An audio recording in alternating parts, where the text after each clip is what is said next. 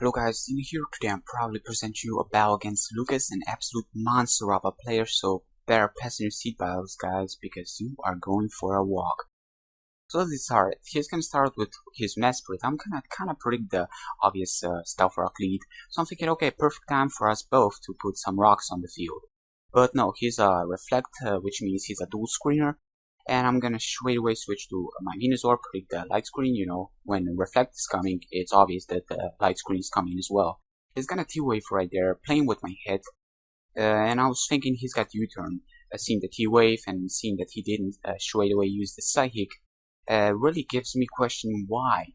But then again, that was actually a good move on his part because he was totally blocking me from knowing what his last move is. He shows me. But I poisoned him and that's good. Now I lead seed him, knowing that he's gonna T-Wave, predict my switch, fearing the Psychic. That was a good play on my part. And right here I'm gonna make a double edge predict. And double edge predict is just like one of those predictions. Then you don't want to do it, but if you do it, it's gonna pay off nicely. And this is one of those double edge predict. His Mesprit was already seeded, but I make a double seed right here on his Kanga, and I cannot ask for more. I was proud of that move right there. That was really nice on my part. I'm gonna get all my HP back, or at least near all my HP back. Just one more protect, and I'm pretty much at full, near full, but still, it's gonna roar me away. I'm gonna predicting the fake out, and yeah, because mainly the Kangas I face are mostly fake out substitute, focus punch, sucker punch set, life orb. This one is kinda different. Big applause to the opponent for using something fresh for a second, you know. I'm getting a little annoyed how people are, you know, I like facing some people with some originality in their head. And it's always nice to see some fresh ideas. And this Kanga is smoking hot. Anyways, I'm gonna go to Moltres. Actually, he's gonna roar me. I'm in sub, of course, he's gonna do it. That was good. Seeing the Yawn, that substitute was actually a nice move. You know, yeah, a nice move and a bad move. Then again, if he would have Yawned me, then I would have been forced to switch. But with a sub up, I was totally immune to it, and he was forced to roar me away. Then again, sub was better. I'm gonna Air Slash. He's gonna go to Claydol, which was very interesting. I didn't really see Claydol coming because I was thinking he doesn't have a Stealth Rock Pokemon on his field, but he does have it, and I go for the Swagger. And I know he didn't see this coming because this is like my novelty set. Well, isn't that original? Just one move is original on it, and it takes. Yeah, like I said, takes skilled players off guard and it makes them weak. He hits himself first time, he tricks me the Scarf, and that's wow, trick Claydol. Really, yeah, it can be a fearsome Pokemon, being that lots of counters don't like Scarf, and you know, that may screw them over. And on long run, he's gonna go to Zoomeril, and I'm gonna switch straight back to S Ultra. I am Bandit Azumarill trying to go for the waterfall and kill you, because that's the only Azumarill I ever face, or maybe the Life Orb one with Aqua Jet and waterfall and double edge and moves like that, but that's a substitute Azumarill, which I don't face that much, but I do predict them quite easy, being that a substitute Azumarill always has Focus Punch and always has a normal move backing him up, and one of those normal moves definitely is Body Slam. So I'm kind of thinking now, the reason I stay in is because I don't have a safe switch to Focus Punch, but I have a safe switch to Body Slam. And because some teams tell me I can survive the Body Slam, and there may be a chance he's gonna go for it and get paralyzed on me, which may be, you know, maybe a good thing that I can actually activate the Marvel Scale, getting my 50% more defense boost, and then I can easily survive the Focus Punch, but I don't get Parahex, which is, you know, kind of funny how on the time you want to get it, you don't get it, but on the time you don't want to get it, you definitely get it. That's part of the game, that's how the game works all the time. I'm gonna go for Iron Power Electric, break him down, because this is actually my Arrest Sleep Talk set, Melodic, max special attack, max HP. Because of the max HP, it's gonna survive the Focus Punch with 6 HP. I was very lucky, but then again, luck doesn't really matter here. He's gonna finish me off with Aqua Jet. Now, judging by my team and his team, Azumarill is really packing a punch against me, and I have nothing at the moment against him. So I'm gonna go to Moltres, very risking the very soul of my Moltres to go for the burn. I did not miss. 75% did not miss, and I was very lucky there. Even being that I am Scarf, that would have totally blocked me. If I would have missed and he would have gone for a sub, because I'm a Scarfer. I'm Choice Scarf. I would have, I would have been locked, and at that point I would have been, pretty much dead. And that didn't happen. That's nice. Still didn't see if he has got a Heal Bell Pokemon on his team, but we will see. I'm gonna poison his Claydol, and I'm fearing the rocks here. I'm really fearing. But then again, if he does have rocks, it's pretty much over for me. It's yeah, it's pretty much over. If I go to Moltres, he's gonna put up the rocks. Doesn't really matter in the long run. I'm gonna go for the Leech Seed just to get some HP back. Try to get it full.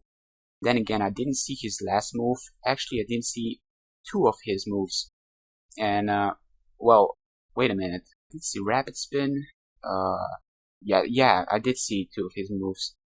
Actually, I see three. Trick, Rapid Spin, and Stealth Rocks. Now, last move I didn't see, so I protect here. Kinda scouting the Explosion, which is kinda bad, seeing that he knows that I have Protect. It's kinda obvious he's not gonna explode, because I can use it at any time, at any place. I'm gonna go, well, I'm actually not gonna go anywhere. I'm gonna stay in here, knowing that he cannot really touch me. Altaria with Heal Bell are most likely with Toxic and a Draco Meteor, but that Draco Meteor does a lot, and it was a crit, which was actually pretty surprised how good I take it. So I'm gonna go straight for Leech Seed here. He's gonna go to Claydol. Right here I was really thinking, okay, now what do I need to do? I have a Rhyperior, which is slower than Azumarill. I have Venusaur, which is paralyzed, pretty much blocked by Azumarill, and Azumarill can go for a sub, and that means death to my team. What can I do? I have a Hitmonlee that relies on life or damage. I don't want to get hit by his Aqua Jet, and I know Mach Punch is not going to kill. So what do I need to do here in order to take that Azumarill down and not getting killed? I'm gonna go straight to Moltres, really thinking a lot here, knowing that he's got Earth Power, and I want to get that final Leech Seed recovery, as well as all the good stuff at me, so I can just maybe survive the incoming Azumarill. So right here I was hoping he's gonna go to Azumarill, because this is actually his trap. He did go for Azumarill, which I was really hoping. Right here I'm hoping that full HP, near full HP is gonna pay off, and it did pay off big time. I'm gonna go for Air Slash. It's not gonna kill. Doesn't matter, as long as I, do enough damage for him to not, impossible for him to sub again.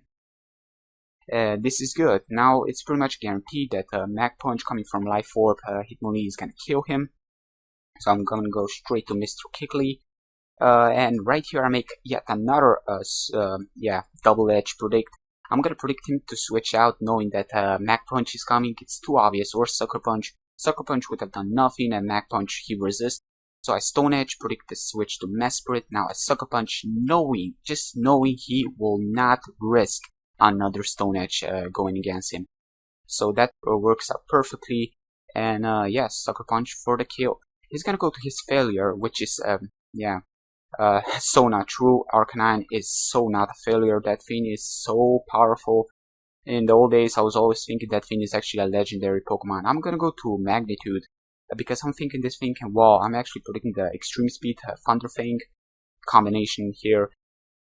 Now I see the Will-O-Wisp, knowing that he is bulky in some way, and this gives me thinking maybe he's not that EV training speed, which is still good to know. Yeah, every info may be good when you face a good skilled opponent.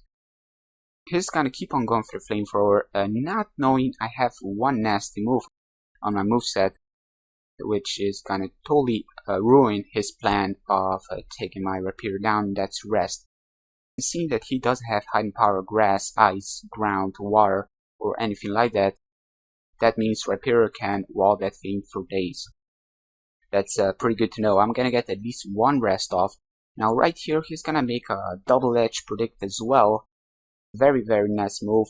And he's gonna roar me out, and that was very, very nice because I can obviously go for one more, rest and get my second rest off. But I was actually predicting him to have Aqua Tail. I still didn't see his attacking move, but something was telling me he's got Aqua Tail. I am max defense, max HP, and I know I can take 2 Aqua Tails at this point, but it all depends how EV trained he is in attack. But I'm kind of doubting he is, max attack and all. Yeah, so I'm gonna wake up now. I'm gonna go for EQ. He shows me the wish, and this is good that I wake up.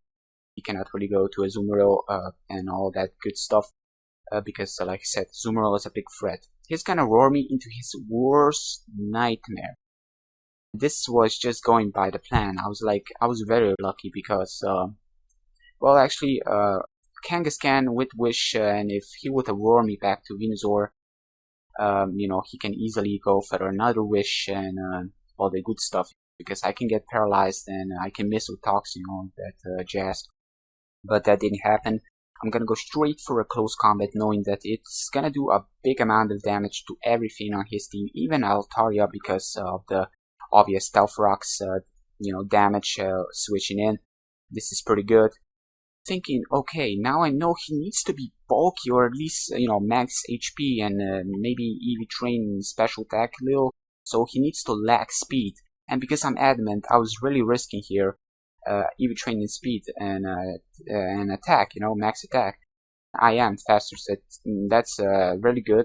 Take him out with Stone Edge, and that's one that Arcanine. That's pretty good. He's gonna go straight away to Kangaskhan, go for the double edge, and I'm gonna go to S Ultra to have this Death Bar. Ultra did a lot in this game. I'm really proud of Ultra. Yeah, there's a reason why Venusaur is named Ultra, and Ultras are my series of Pokemon that are really hard to take down. People have the most hard time against them. In the Platinum I was using Ultras, and Hard Gold, Soul Silver, they kind of evolve into S Ultras, Lots of Pokemon, actually, around, 15 or something. Yeah, so I'm gonna go straight to Hitmonlee, go for the close combat. Now I know Hitmonlee is packing a threat, like his Azumarill was packing a threat against me. Life Orb is doing its toll. Thank God Hitmonlee resists the Stealth Rock, so I'm not on the death stage. And I can still do some damage to him before going down. He's gonna go to Altaria, because I'm adamant and Life Orb, this is gonna be enough to kill. Maybe if I would have been Jolly and without Life Orb, maybe he would have survived that, being on step and all. He's gonna go straight to Azumarill, and I'm gonna show him my last move, Neck Punch, and that's gonna be a kill. So that was a great battle, Lucas. I hope you guys have enjoyed as well as I have enjoyed. Guys, forget my channel, go check out this guy's channel, seriously. And see you guys in the near future. Take care.